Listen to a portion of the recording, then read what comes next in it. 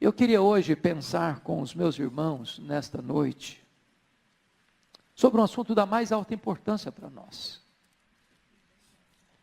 E eu faço com temor e tremor, com um profundo senso de reverência,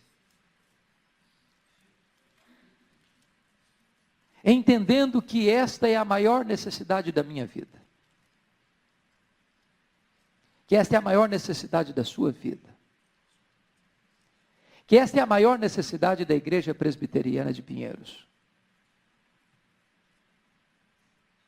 A minha oração nesta noite é que o Espírito Santo nos ajude. A minha oração é que todo o nosso pensamento agora seja levado cativo à obediência de Cristo. A minha oração é que Deus tenha misericórdia de nós e nos ajude a entender esse texto. A maior necessidade nossa, irmãos, não é das bênçãos de Deus.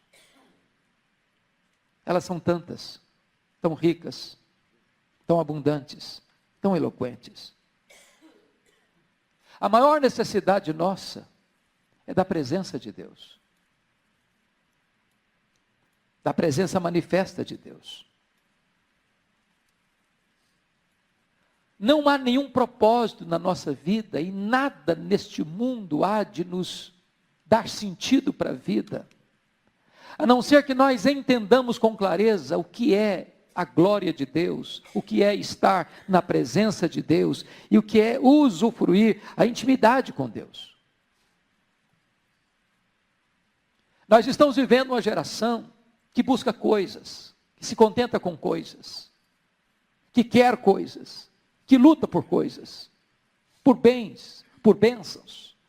Para isso estudamos, para isso trabalhamos, para isso viajamos, para isso construímos todos os nossos projetos, todos os nossos sonhos, todos os nossos ideais, estão construídos ao redor de nós mesmos.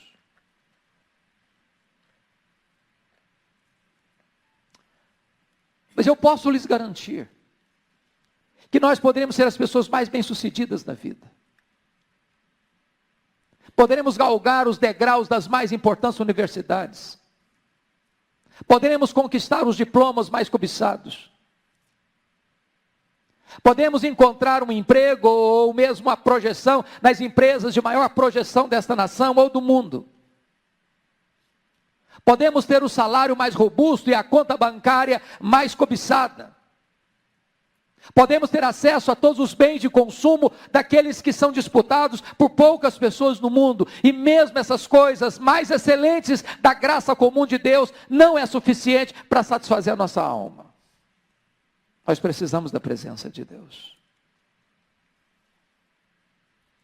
Esse texto está revelando para nós que o Deus que tirara o povo de uma amarga escravidão, o Deus que fizera milagres tão extraordinários diante desse povo, o Deus que guiava esse povo com a sua doce e magnífica presença, de dia com a coluna de nuvem para trazer refrigério, e à noite com a coluna de fogo para dar-lhes direção e proteção. De repente, por causa do pecado do povo, Deus se afasta do povo. Não tem mais coluna de fogo de noite. Não tem mais coluna de nuvem de dia. Não tem mais refrigério, não tem mais proteção, não tem mais direção. E sabe, amados, o que tira, afasta a presença de Deus da minha vida, da sua vida, da nossa vida, é o pecado. E eu estou absolutamente certo de que você e eu sabemos que pecado é esse.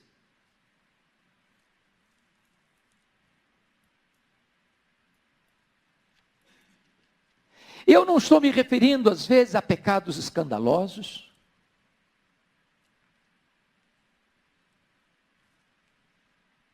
que chocam, escandalizam.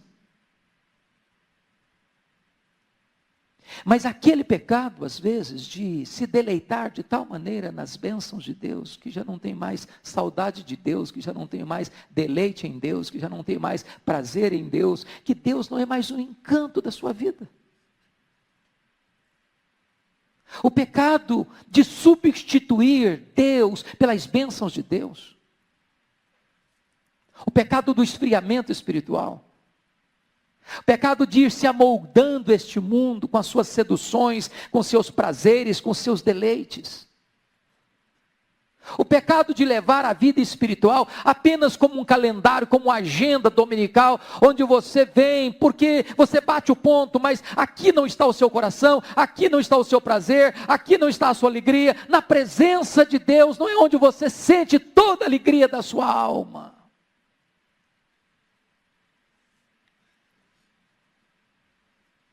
E é por isso que o pecado é tão terrível.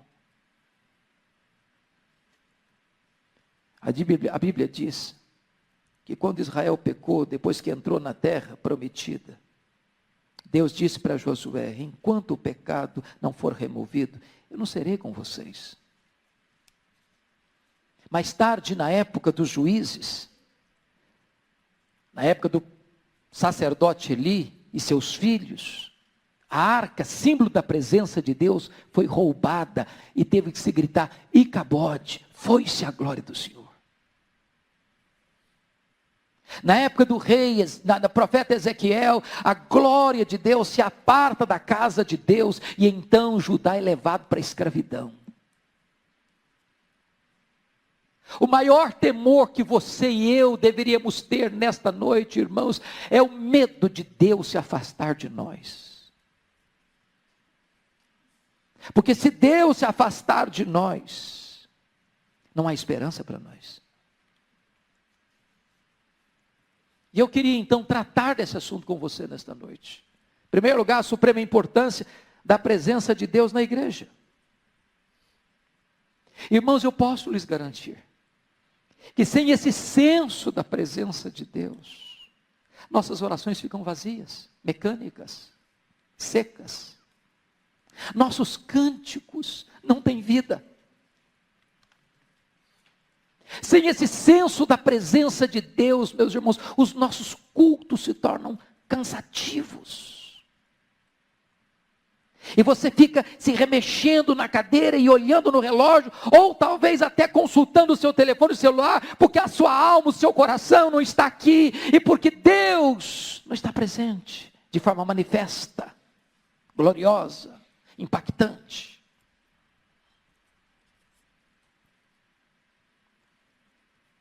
Quando Deus está presente de forma manifesta, isso é notório. Isso é perceptível. Há um senso de temor, há um senso de reverência, há um senso da sua presença tão esmagadora e tão gloriosa, que cabe-nos apenas nos prostrar. Às vezes nós falamos que Deus está entre nós, mas as pessoas não veem Deus. Algumas delas chegam a pensar: será que estão fazendo propaganda enganosa? Dizemos que temos pão na casa do pão, mas os fornos estão frios, as prateleiras estão vazias e temos receitas de pão. Mas a grande pergunta é: o que acontece para que a presença de Deus se afaste? O pecado afasta a presença de Deus. E eu quero chamar a sua atenção para o texto lido. A primeira coisa que me chama a atenção nesse texto é que a impaciência do povo levou o povo a buscar outros deuses. Capítulo 32, versículos de 1 a 4. O povo tinha saído do Egito, 400 anos no Egito, muitos deuses.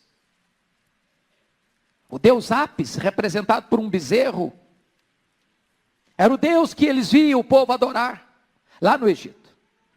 Moisés tinha subido o monte Horebe, para lá receber as tábuas da lei. 40 dias, 40 noites, e o povo impaciente diz para Arão: olha Arão, esse Moisés foi embora, ele não vai voltar, ele sumiu, ele não dá notícia, então nós precisamos de deuses palpáveis, concretos. Então Arão, faça um Deus para nós.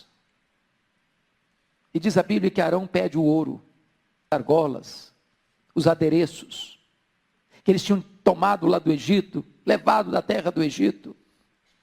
E diz a Bíblia que Arão pega todo aquele ouro, trabalha todo aquele ouro, funde todo aquele ouro e constrói com as suas mãos um bezerro de ouro. E o povo chama aquele bezerro de ouro de seus deuses. E diz para eles mesmos que o Deus que os tirara da terra do Egito não era mais o Deus vivo, todo-poderoso, mas era aquele bezerro, era um Deus que eles mesmos haviam fabricado. E diz a Bíblia que Arão constrói um altar. Edificou um altar diante dele. E Arão disse: amanhã será festa ao Senhor. E diz o texto então, que o povo se reúne diante daquele ídolo. E começa a cantar, e começa a dançar, e começa a ter toda aquela liturgia de um culto pagão, com toda a promiscuidade, um verdadeiro carnaval, um verdadeiro bacanal, para promiscuidade sexual, naquele gesto de adoração pagã. E diz a Escritura, que esse gesto provoca a ira de Deus. Que Deus se afasta do povo. E que Deus diz para Moisés: pode descer do monte, Moisés, porque o teu povo profanou, o teu povo pecou, o teu povo desenfreado está servindo a um Deus pagão. E Deus diz para Moisés que ia se retirar, e de fato se retirou.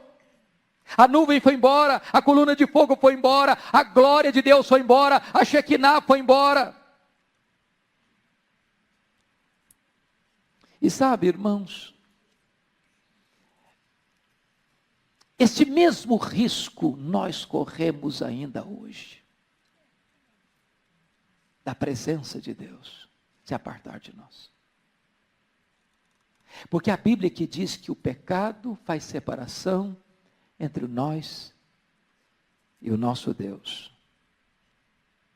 Eu quero dizer para você que os sinais visíveis da presença de Deus, quando desaparecem, a igreja fica fraca, seus membros caem nos mesmos pecados do mundo, passam a amar o mundo, porque não se deleitam mais em Deus, não têm mais prazer nas coisas de Deus, aliás, se deleitam nos banquetes do mundo, porque não têm mais fome de Deus, eles não conhecem mais acerca da intimidade de Deus. Agora pense comigo, olhe para os crentes, olhe para a igreja evangélica brasileira, olhe para o seu coração. Eu pergunto a você, meu irmão, é a presença de Deus que empolga a sua vida? São as coisas de Deus que trazem brilho para os seus olhos? Nas suas conversas informais, é Deus que é o tema da sua conversa? É isso que você busca? É a intimidade de Deus, é o deleite em Deus, é o prazer em Deus, são as coisas de Deus que fazem pulsar a sua alma, que fazem vibrar as cordas do seu coração? O que encanta a sua vida?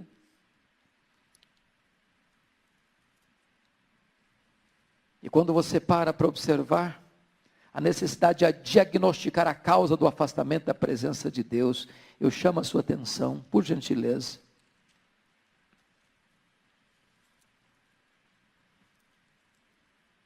No capítulo 33, no versículo 4. Os filhos de Israel tomam consciência da crise e se arrependem. Você pode ler comigo 33:4, por favor? Vamos juntos? Ouvindo o povo estas más notícias, pôs-se a prantear, e nenhum deles vestiu seus atavios. Que mais notícias que eles ouviram? Quais foram essas más notícias?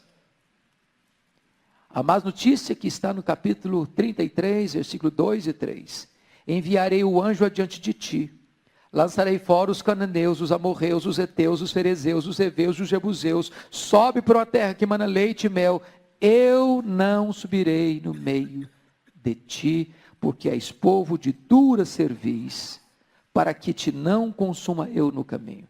A primeira vez que essa expressão aparece na Bíblia, povo de dura cerviz, é aqui. E o que é povo de dura cerviz?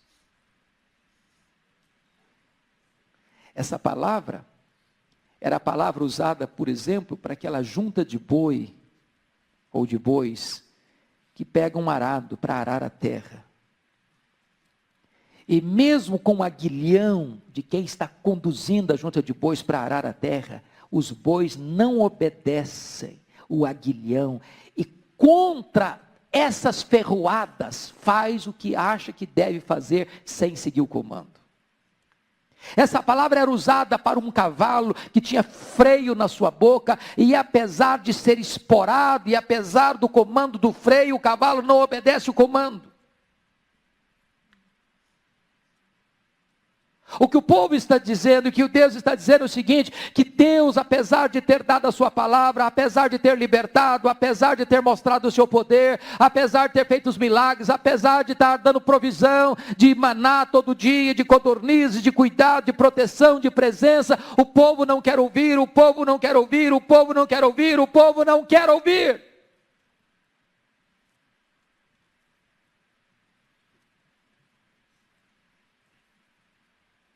E nesse momento, Deus diz: eu não vou com vocês. A minha presença não vai com vocês. Eu vou mandar um anjo. Eu vou dar a vitória. Eu vou levar vocês à terra prometida. Eu vou cumprir o que eu falei. Mas eu não vou com vocês.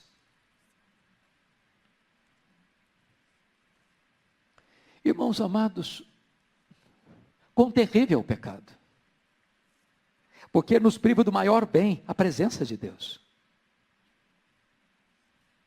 Você pode morar na casa mais bonita, você pode ter os móveis mais requintados, você pode ir para os restaurantes mais caros, você pode fazer as viagens mais cobiçadas, você pode ter tudo na vida, mas se Deus se apartar da sua alma, há um vazio, há uma angústia. Veja comigo os versos 7 e 8. Precisamos ter consciência de que é por causa do pecado que Deus está se retirando do meio do seu povo. Ora, Moisés costumava tomar a tenda e armá-la para si fora, bem longe do arraial. Ele chamava a tenda da congregação. Todo aquele que buscava o Senhor saía à tenda da congregação que estava fora do arraial. Quando Moisés saía para a tenda fora, todo o povo se erguia, cada um em pé, à porta da tenda, e olhava pelas costas até ele entrar na tenda. Olha que coisa magnífica. A presença de Deus precisa ser desejada. Mais do que qualquer outra coisa. Quando Deus diz para Moisés: eu não vou com vocês, Moisés toma uma decisão. Meu Deus, nós não podemos ir sem a tua presença. Um anjo é maravilhoso, mas o anjo não basta. A terra prometida é maravilhosa, mas ela não é suficiente. Os milagres que tu vais operar até nos levar à terra prometida são magníficos, mas eles não são suficientes. Mas não basta, irmãos, ter consciência de que nós precisamos da presença de Deus. Nós precisamos buscar esta presença, até que ela venha, até que ela volte, até que Deus se manifeste. O que é que Moisés faz? Arma sua tenda fora do arraial, e ele vai para lá, para buscar a presença de Deus, para dizer: Deus, nós precisamos de Ti, Deus, nós precisamos de Ti, Deus, nós precisamos de Ti, Deus, é da Tua presença que nós precisamos. Oh Deus, volta, Senhor, volta a coluna de fogo, volta, Senhor, a coluna de nuvem, volta a Tua Shekinah, Senhor, porque é a Tua presença que satisfaz, é conhecer-te, Deus, que é a essência da própria vida eterna. Agora notem, se queremos a presença de Deus, irmãos, nós precisamos ter coragem para romper com aquilo que afastou de nós a sua presença. Por gentileza, veja comigo o verso de número 5, parte B. Tira, pois, de ti os atavios, para que eu saiba o que te hei de fazer. Aqueles atavios é que entregaram para Arão, e daqueles atavios Arão fez um bezerro de ouro, e aquele bezerro de ouro que substitui Deus, e o culto verdadeiro substituído por um culto sincrético e pagão, foi que afastou a presença de Deus. Agora Moisés está ordenando para o povo: olha, aquilo que foi a causa da separação de Deus, vocês precisam romper com isso.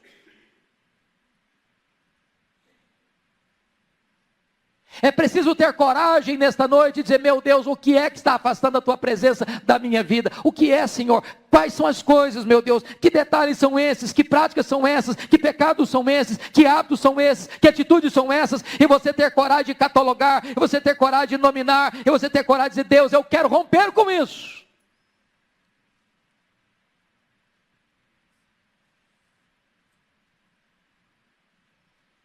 O que está afastando Deus do nosso coração hoje? Secularismo? Lazer mundano?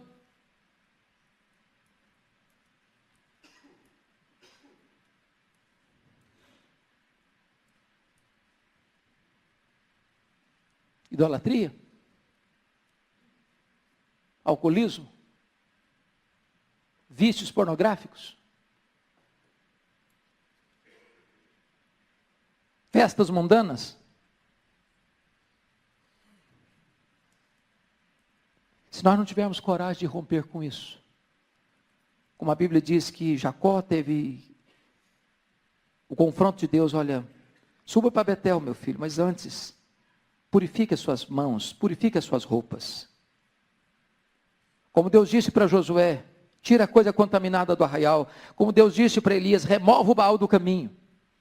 O que é que precisa ser removido nesta noite do seu coração, da nossa vida, para que a presença de Deus seja restabelecida? Agora notem mais: nada pode substituir a presença de Deus. Confira comigo, versículo 33, 2. Deus diz: enviarei o anjo adiante de ti. Deus promete um anjo, mas o anjo não é suficiente. O que mais Deus promete? Deus promete vitória. Versículo 2: lançarei fora os cananeus, mas não é suficiente. O que mais Deus promete? Deus promete introduzir na terra prometida. Sobe para a terra que emana leite e mel, mas ela não é suficiente. Nem anjo, nem vitória, nem terra prometida. É a presença de Deus, e só a presença de Deus, que pode satisfazer a nossa alma. Como buscar a presença de Deus? Como buscar o retorno à presença de Deus? Confira comigo, por gentileza, mais uma vez o versículo 7, e eu peço que você leia comigo o versículo 7. Vamos juntos, 33, 7. Ora, Moisés costumava tomar a tenda e armá-la para si, fora, bem longe do arraial. Ele chamava a tenda da congregação. Todo aquele que buscava o Senhor saía à tenda da congregação, que estava fora do arraial. É curioso isso. E eu louvo a Deus por isso. Porque o nosso líder espiritual aqui em Pinheiros, pastor Erival, é um homem que tem dado para nós exemplo de vida de oração.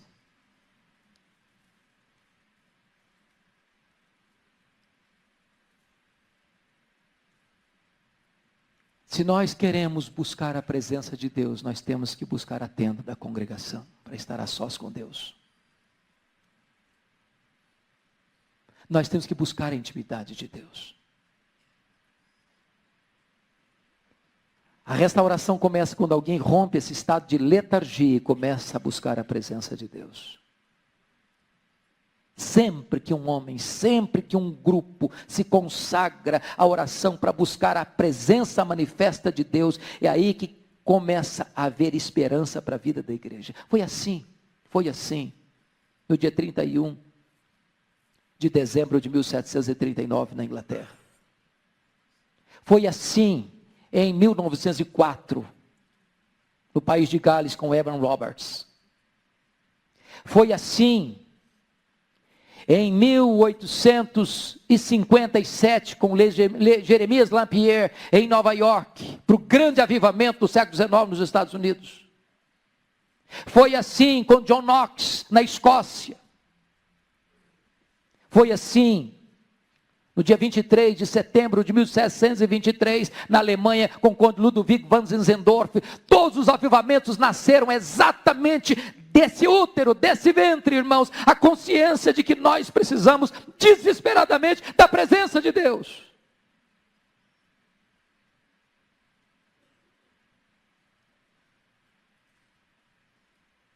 E então eu gostaria de trazer ao seu coração essa verdade que está aí nos versos 7 e 8, que não basta apenas romper com o pecado. Esse é o lado negativo necessário, absolutamente necessário, mas uma agenda positiva, e a agenda positiva é exatamente desejar ardentemente pela volta da presença de Deus. Como é que é essa busca? Chama a sua atenção. Primeiro, é uma busca contínua. Versículo 7 diz que Moisés fazia o quê? Costumava tomar a tenda e armá-la para si. Costumava. Sabe o que é costumava? É um hábito. É uma coisa contínua. É uma atitude de perseverança.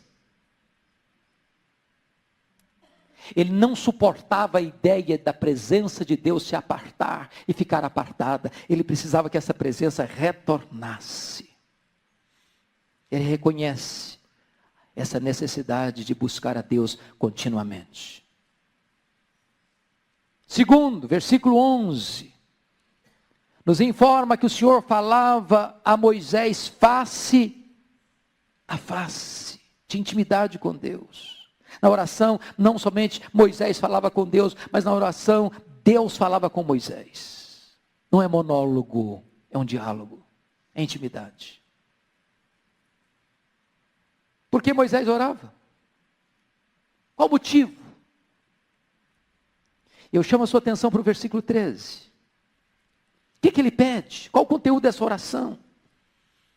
Agora, pois, se achei graça aos teus olhos, rogo-te que me faças saber neste momento o teu caminho, para que eu te conheça e ache graça aos teus olhos.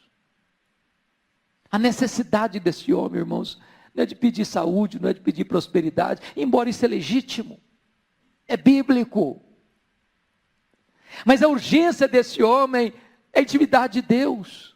Ele quer Deus, ele aspira por Deus, ele deseja Deus, ele tem sede de Deus, desesperadamente ele quer Deus. É a presença de Deus que ele quer, é a intimidade de Deus que ele deseja. Ele quer conhecer nesse momento o caminho de Deus, ele quer conhecer a intimidade de Deus.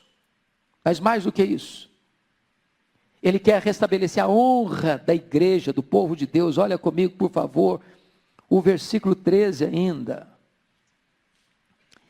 Na parte B diz: e considera que esta nação é teu povo. Louvado seja o Senhor.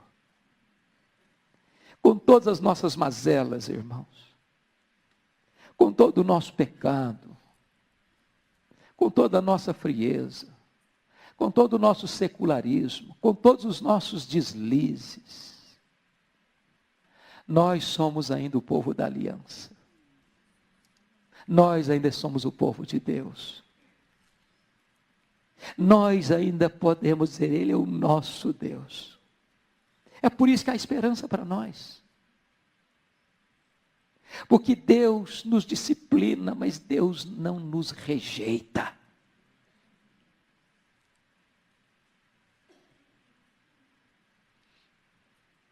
O que mais Ele quer? Versículo 18. Então ele disse: rogo-te que me mostres a tua glória. E eu nem sei se Moisés está sabendo bem o que está pedindo. Eu nem sei se Deus nos mostrasse a sua glória, se nós suportaríamos a manifestação desta glória. É por isso que Deus diz: não, meu filho, eu não vou te mostrar a minha glória, eu vou te mostrar a minha bondade. Mas o que está claramente delineado aqui, queridos irmãos, é que Deus entende o coração de Moisés e que ele aspira que a presença manifesta de Deus retorne.